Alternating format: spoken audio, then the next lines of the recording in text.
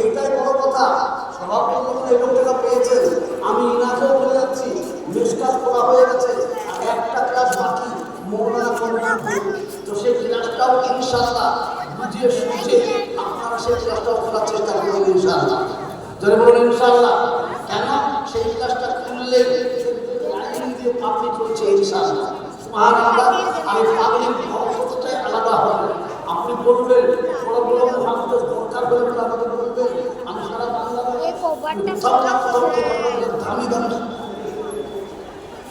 কিন্তু দাওরা হাদিস করবেন গঙ্গার এপারে যারা দাওরা হাদিস মাদ্রাসা, নদীর ওপারে মাদ্রাসা, এপারে একটা হওয়া যায়। তাই আমি আপনাদেরকে বলছি দাওরা হাদিস মাদ্রাসা খুললে আপনারা তাতে সমর্থন বা রাজি আছেন ইনশাআল্লাহ।